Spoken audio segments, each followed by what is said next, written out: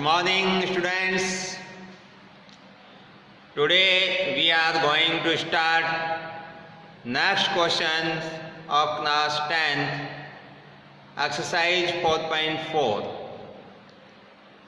Yesterday we have to completed up to question 3rd. Today we continue next question number 4. हमने exercise 4.4 10th class में question number 3 तक solution कर लिए थे। आज हम चौथा क्वेश्चन शुरू कर रहे हैं। Is the following situation possible? If so determine their present age. ये क्वेश्चन कहता है कि जो नीचे सिचुएशन है क्या ये संभव है? अगर यदि है तो उनकी प्रेजेंट एज आपको फाइंड आउट करनी है। The sum of the ages of two friends is 20 year. दो फ्रेंड की जो एज का सम है वो 20 ईयर है। 4 year ago the product of their edges in year was 48। 4 साल पहले उनकी एज का जो प्रोडक्ट है वो 48 था। तो ये आपको कंडीशंस सिचुएशंस गिवन है। इस सिचुएशंस के अकॉर्डिंग हमें ये पता करना है कि ये सिचुएशन पॉसिबल हो सकती है या नहीं। अगर ये पॉसिबल हुआ तो उन दोनों फ्रेंड्स की हमें एज फाइंड आउट करनी है। क्वेश्चन नंबर है 4। अब देखिए इसमें दो फ्रेंड हैं, दोनों की प्रेजेंट एज का जो प्रेजेंट एज नहीं जो भी एज है उनकी उन एज का जो सम है वो 20 ईयर दे रखा है। दो फ्रेंड हैं, उन दोनों की जो भी एज होगी उनका सम कितना है? 20 ईयर है। अब हमें क्या करना है? उनमें से एक की जो प्रेजेंट एज है मैं उसको x मान लेता हूँ। सपोज दैट उनमें से एक फ्रेंड की जो प्रेजेंट एज है वो x ईयर है, तो दूसरे फ्रेंड की प्रेजेंट एज कितनी होगी बताइए?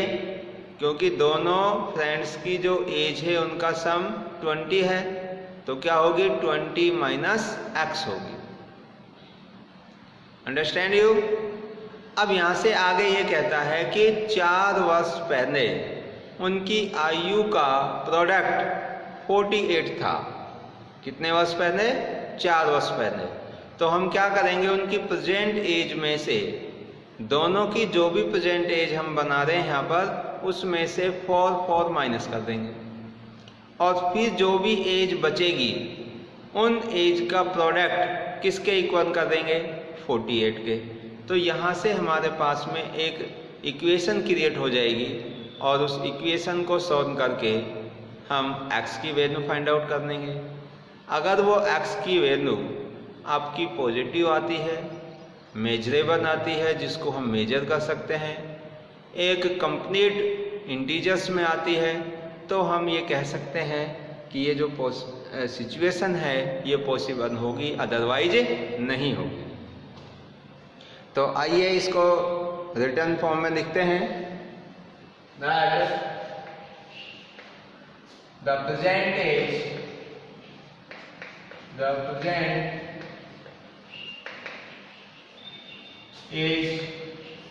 Of first friend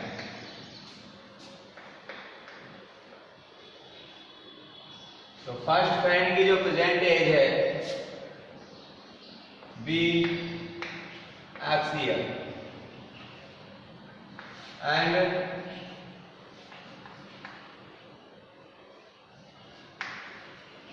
present age of second friend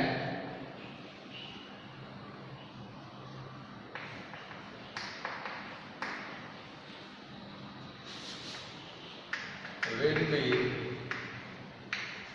20 minus x किया। ये पता हो गया आपको 20 माइनस एक्स कैसे आया, क्योंकि दोनों फ्रेंड की जो एज है उसका सम 20 क्वेश्चन में गिवन है, इसलिए हमने एक की प्रेजेंट एज को x मान लिया तो दूसरे की प्रेजेंट एज हो जाएगी 20 माइनस एक्स। अब बिफोर 4 ईयर, 4 साल पहले कितनी थी? Before 4 year age of first friend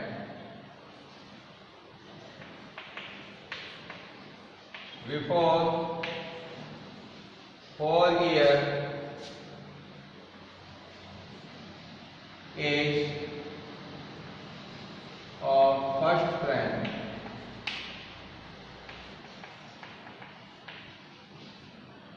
was x minus 4 year, and second friend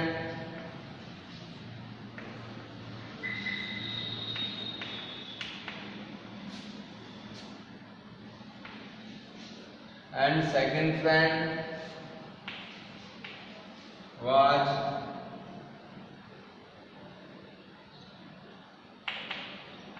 20 minus x minus 4 is equal to 16 minus x। Second friend की जो एज थी and age of second friend was and age of second friend was 20 minus x minus 4 equal to 16 minus x. अब ये जो दोनों ages आई हमारे पास 16 माइनस एक्स और x minus 4, according to question इन दोनों का प्रोडक्ट आपको कितना गिवन है? 48। तो इससे हम एक इक्वेशन क्रिएट कर देंगे according to question. According to question, x minus 4 into 16 minus x is equal to 48। तो ये हमारे पास में एक इक्वेशन आ गई। अब इसको आगे हम सॉल्व करेंगे, तो ऊपर से मैं इसको रख कर देता हूँ।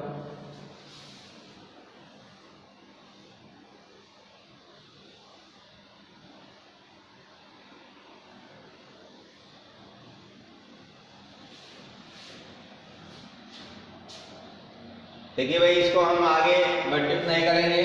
x को 16 से 16x, फिर x को माइनस x से माइनस एक्स स्क्वायर, माइनस 4 को 16 से माइनस 64, फिर माइनस 4 को माइनस x से कितना हो जाएगा? माइनस 4x, और इसको इधर ले आता हूँ माइनस 48 इक्वल टू 0। देखिए, मैंने इस दोनों जो आपके ब्रैकेट्स थे इनको मैंने क्या कर दिया? मल्टीप्लाई। x को 16 से किया 16x, फिर x को माइनस x से किया माइनस एक्स स्क्वायर, माइनस 4 को 16 से माइनस 64, और माइनस 4 को माइनस x से किया तो कितना आ गया? माइनस माइनस प्लस हो गया ये, और कितना हो गया भाई? 4x हो गया। अब देखिए, इसको आगे सॉल्व करेंगे तो 16x प्लस के और प्लस के 4x कितने हो गए? 20x माइनस एक्स स्क्वायर, ये माइनस का ये भी माइनस का, दोनों माइनस में ऐड हो जाएंगे। माइनस के 8 4 12 6 4 10 11 इक्वल टू 0। देखिए, ये हमारे पास में एक इक्वेशन तैयार हो गई जो कि क्वाड्रेटिक इक्वेशन है। अब इस क्वाड्रेटिक इक्वेशन को हम जनरल फॉर्म में रख लेते हैं, क्योंकि यहाँ पर जो एक्स स्क्वायर वाला टर्म है अकॉर्डिंग जनरल फॉर्म वो पॉजिटिव होता है और यहाँ पर नेगेटिव है, तो इसको बोथ साइड हम माइनस से क्या कर देंगे? मल्टीप्लाई। तो जब दोनों साइड इसको माइनस से मल्टीप्लाई करेंगे तो क्या बन जाएगा? एक्स स्क्वायर माइनस का 20x और प्लस का 112 इज इक्वल टू 0। तो ये हमारे पास में एक क्वाड्रेटिक इक्वेशन जनरल फॉर्म में आ गई। अब इस इक्वेशन को हम सॉल्व करके देखेंगे। अगर इसको सॉल्व करने से x की रियल वैल्यू आती है तो वो जो हमें गिवन कंडीशन थी वो पॉसिबल है, अदरवाइज नहीं है। तो देखो भाई इसके जो रूट्स होंगे वो पॉसिबल होंगे या नहीं, तो इसके लिए हम डिस्क्रिमिनेंट की वैल्यू फाइंड आउट करके देख लेते हैं। अगर डिस्क्रिमिनेंट की वैल्यू आपकी पॉजिटिव आती है या 0 आती है तो वो सिचुएशन क्या होगी, पॉसिबल होगी, अदरवाइज नहीं होगी। तो देखो अब इसके लिए क्या फाइंड आउट करेंगे हम, discriminant. Now discriminant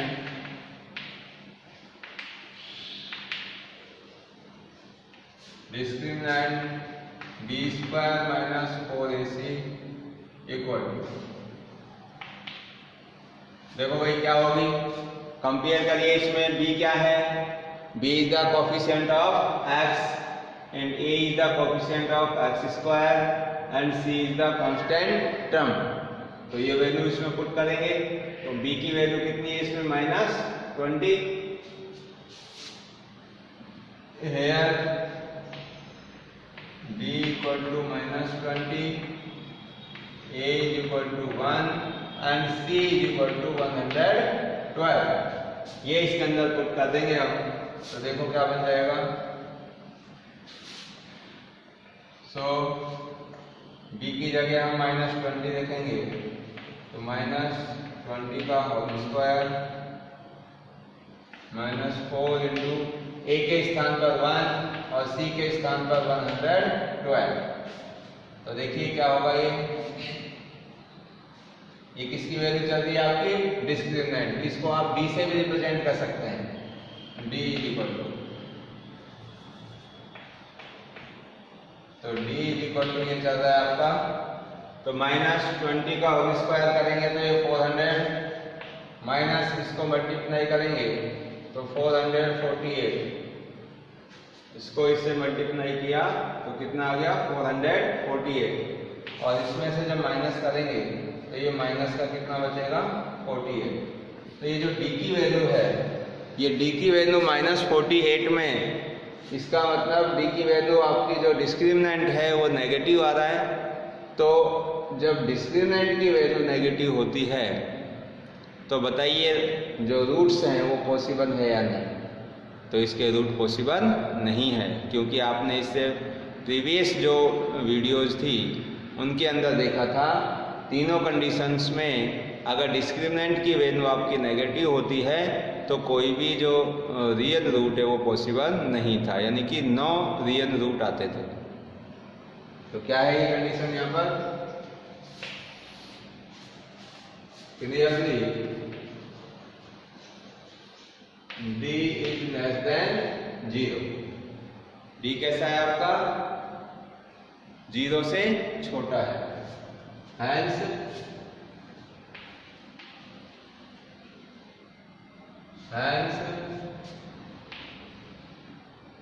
no real root, no real root are possible.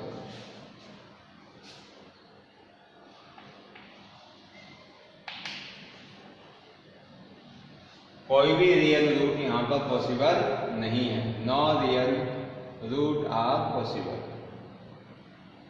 अब ये देखिए जब यहाँ पर कोई भी रियल रूट है जो आपके पॉसिबल नहीं है तो जो हमारी गिवन सिचुएशन थी वो भी पॉसिबल नहीं है। So we can say that given situation are not possible.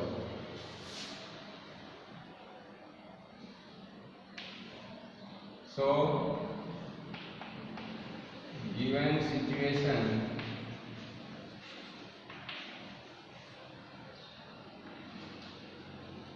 are not possible।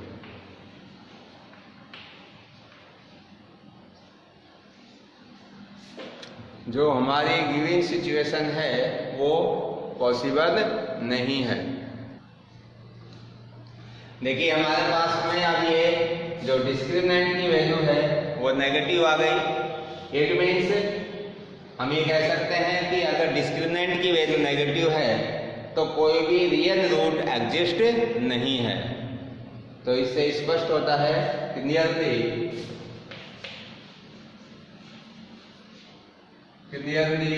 b is less than 0, so no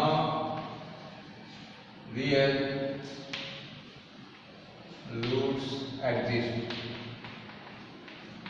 कोई भी रियल रूट एग्जिस्ट नहीं है, तो जो हमारी गिवन सिचुएशन है वो भी पॉसिबल नहीं है। Hence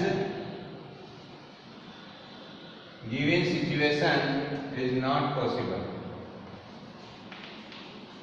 Hence given situation is not possible.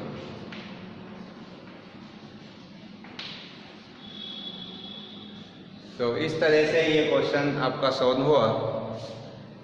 अब देखिए इसका नेक्स्ट क्वेश्चन है question number 5।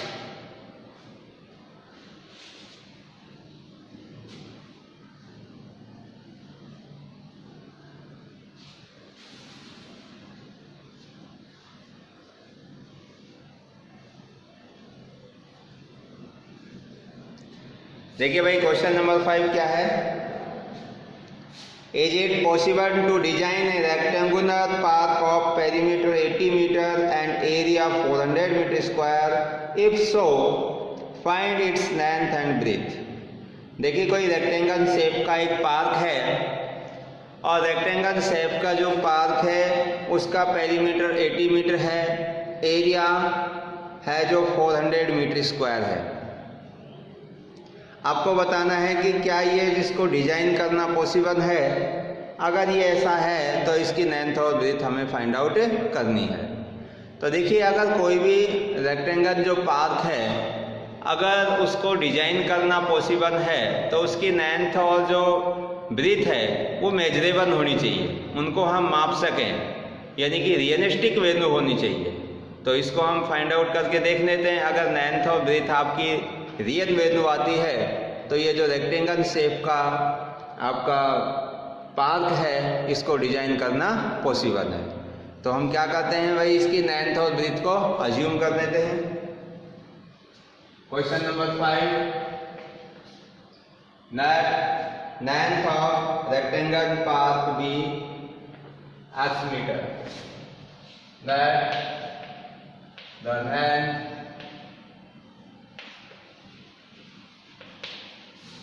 of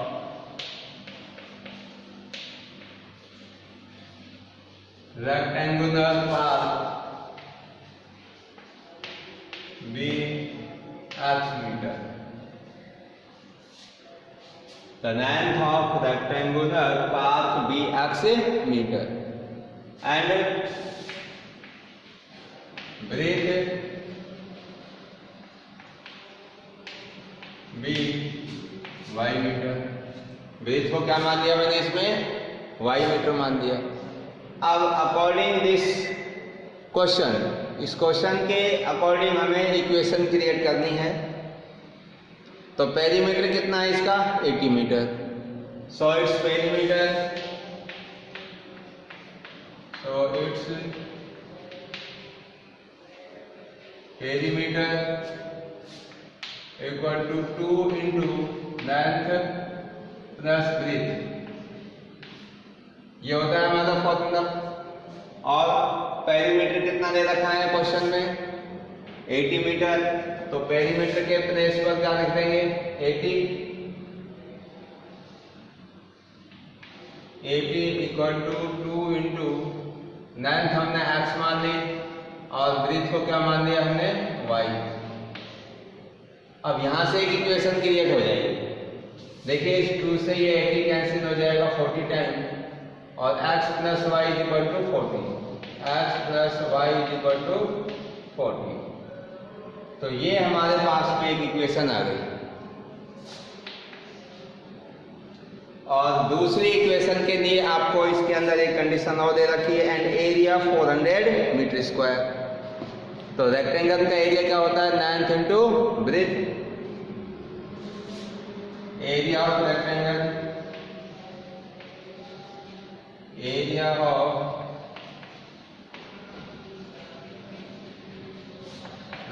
general path is equal to length into breadth, और एरिया कितना दिया हुआ है 400, लेंथ कितनी मान रखी है हमने x, और ब्रेथ को क्या माना हुआ है y। तो x y is equal to 400, तो क्या इक्वेशन बन गई x y is equal to 400। इसको दे देता हूं मैं इक्वेशन नंबर 2। अब देखिए हमारे पास में दो इक्वेशन आ गई, फर्स्ट एंड सेकंड। अब इस फर्स्ट और सेकंड से हमें x और y की वैल्यू फाइंड आउट करनी है। तो देखिए अब इसके लिए आप कोई भी एक मेथड यूज कर सकते हैं। तो इसको मैं ऊपर से रफ कर रहा हूं।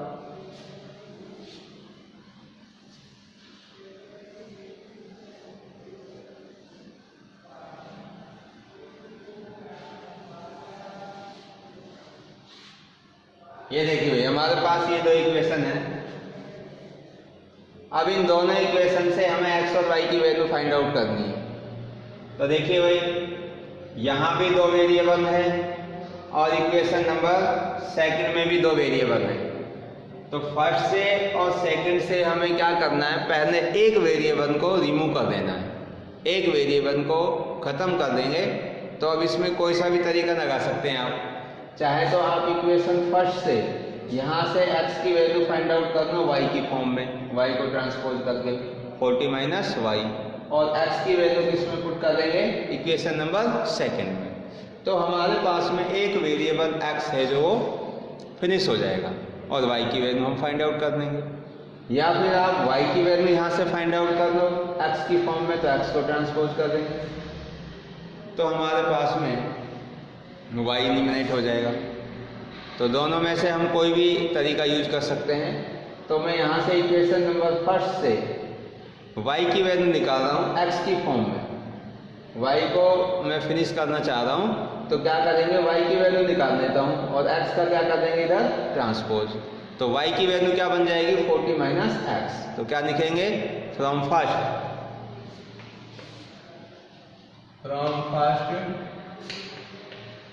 put y is equal to 40 minus x in equation second, then we get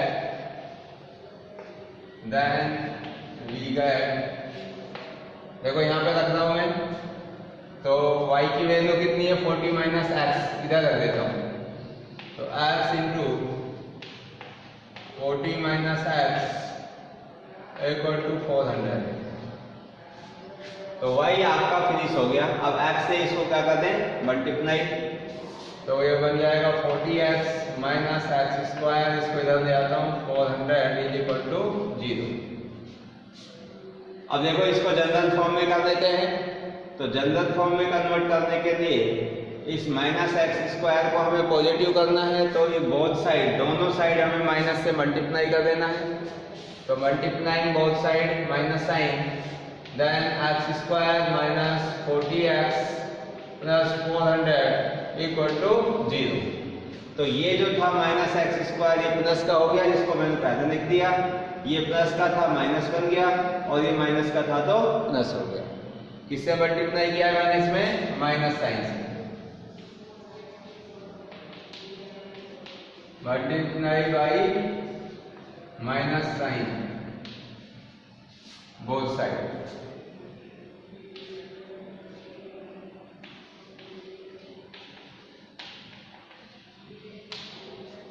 तो दोनों साइड मैंने माइनस से इसको मल्टीप्लाई कर दिया। अब ये जो इक्वेशन है हमारी एकदम जनरल फॉर्म में आ गई। अब इसके अंदर आप फैक्टराइजेशन मेथड का यूज करके या फिर क्वाड्रेटिक फॉर्मूले का यूज करके इसको सॉल्व कर देंगे। तो कौन सा मेथड ज़्यादा इजी रहेगा, देखो ये सिंपल सा है। 400 के आप फैक्टर करिए तो 20 इंटू 20 400 बन रहा है, और 20 और 20 को ऐड करेंगे तो माइनस के 40 बन जाएंगे। दोनों के आगे माइनस साइन कर देंगे। तो इसको आगे सोल्व करते हैं भाई। तो यूजिंग फैक्टराइजेशन मेथड,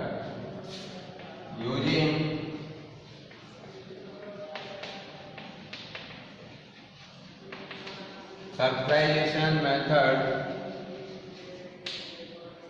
तो देखिए भाई क्या बन जाएगा, एक्स स्क्वायर माइनस का 20x माइनस का 20x प्लस 400 इक्वल टू 0। तो फैक्टराइजेशन मेथड के आपने काफ़ी सारे क्वेश्चन किए हैं तो कोई दिक्कत नहीं होनी चाहिए। 400 के हमने फैक्टर कर लिए 20 इंटू 20, मल्टीप्लाई करोगे तो 400 ही आएगा और उन दो फैक्टरों को ऐड करेंगे तो -40 आ जाएगा। अब देखिए दोनों के पेयर बनाएंगे हम। यहाँ से क्या कॉमन आ जाएगा, x, इधर बचेगा x माइनस 20, यहाँ से -20 कॉमन आ जाएगा, इधर भी x, तो बाहर माइनस है तो अंदर का साइन माइनस हो जाएगा, क्योंकि माइनस इंटू माइनस का प्लस करेंगे तो माइनस, और 20 से 400 को डिवाइड करेंगे तो 20 इज इक्वल टू 0। अब यहाँ से देखो इधर से क्या कॉमन आ रहा है, x माइनस 20 कॉमन आ गया, तो यहाँ क्या बच गया, x minus 20 is equal to 0। तो ये हमारे पास दो फैक्टर आ गए।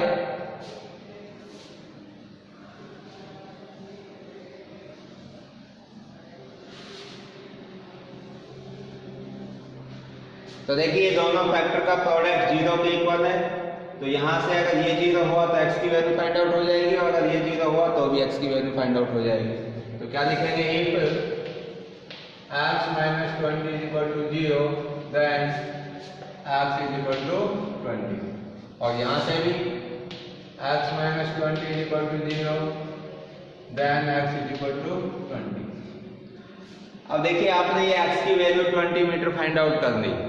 अब इसके बाद में किसकी वैल्यू हमारी रह गई, y की। तो आपने इससे पहले वाली जो इक्वेशन थी, अभी इससे पहले वाली थी हमारी x plus y equal to 40, ये इक्वेशन नंबर आपकी फर्स्ट थी। तो उस फर्स्ट से हमें x की वैल्यू इसमें पुट करके y की वैल्यू फाइंड आउट करनी है, ये था हमारे पास। ये सेकंड इक्वेशन थी आपके पास। तो अब x की वैल्यू 20 इसमें पुट करेंगे, तो 20 प्लस y इक्वल टू 40, क्या कर रहा हूं मैं, 4 x इक्वल टू 20। तो यहां से y कितना आ जाएगा, 40 माइनस 20 इक्वल टू 20। तो देखिए हमारे पास में जो x की वैल्यू है वो भी 20 आ गई, और जो y की वैल्यू है वो भी 20 आ गई। x हमने माना था उस रेक्टेंगल पार की हमने लेंथ मानी थी, और y उसकी ब्रेथ मानी थी। तो देखिए यहाँ पर लेंथ और ब्रेथ दोनों आपकी पॉजिटिव नंबर हैं। x 20 इसका मतलब लेंथ 20, और y 20 इट मीन्स ब्रेथ 20। तो दोनों इसकी लेंथ और ब्रेथ पॉजिटिव हैं, मेजरेबल हैं, रियल नंबर हैं। तो जब रियल नंबर हैं, मेजर कर सकते हैं, तो इस मेजरमेंट का आप आराम से पार्क बना सकते हैं। तो जो गिवन सिचुएशन है वो क्या है, पॉसिबल है। तो देख लो इसमें, hence length of park is equal to 20 metre and breath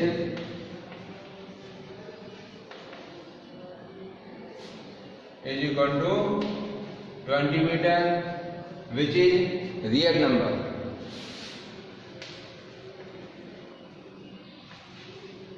Which is real number.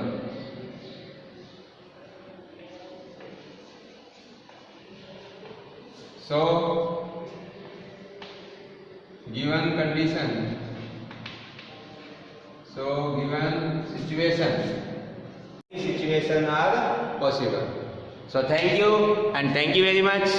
तो ये एक्सरसाइज 4.4 आपकी कंप्लीट हो चुकी है। मेरी तरफ से चैप्टर नंबर 4 कंप्लीट है। So thank you.